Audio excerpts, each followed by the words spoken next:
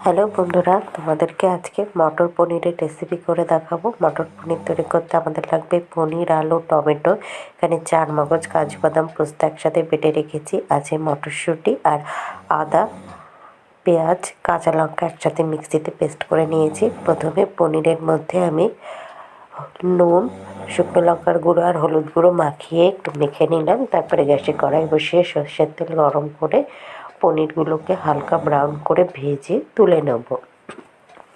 পনির ভাজার ওই তেলেই আমি আলুগুলোকে নুন দিয়ে লাল লাল করে ভেজে তুলে নেব।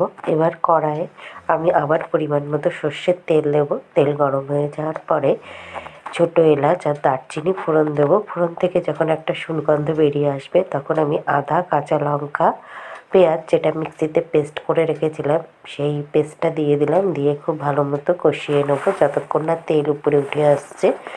খুব ভালো করে ভাজা হয়ে গেছে। এবার কিছু গুঁড়ো মশলা দিলাম, হলুদ গুঁড়ো, জিরের গুঁড়ো, ধনের গুঁড়ো, নুন দিয়ে খুব ভালো মতো কষিয়ে ভেজে রাখা আলু আর টমেটো কুচি দিয়ে দিলাম। দিয়ে আবারও খুব ভালো মতো কষিয়ে নিলাম। তারপরে আমি মটরশুঁটি দিয়ে দিলাম, একটু জল দিয়ে খুব ভালো মতো কষিয়ে নিলাম।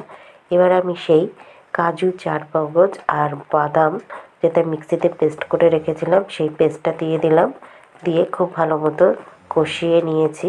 এবার আমি কিছুটা পনির হাতে ম্যাশ করে দিয়ে দিলাম গ্রেভির মধ্যে, তাহলে গ্রেভির টেস্টটা খুব ভালো হবে।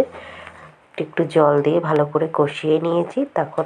তারপরে আমি ভেজে রাখা পনিরগুলো দিয়ে দিলাম। দিয়ে পরিমাণ মতো জল দিয়ে কড়াইটাকে ঢেকে রাখবো 10 মিনিটের মতো। 10 মিনিট বাদে ঢাকনা সরিয়ে চিনি আর ধনেপাতা কুচি দিলাম। তারপরে লাস্টে ঢাকনা সরিয়ে গরম মশলার গুঁড়ো আর ঘি দিয়ে দিলাম। তারপরে গ্যাসটা বন্ধ করে কিছুক্ষণ স্ট্যান্ডিং টাইমে রেখে মটর পনির সার্ভ করে দিলাম। দেখো, মটর পনির তৈরি হয়ে গেছে।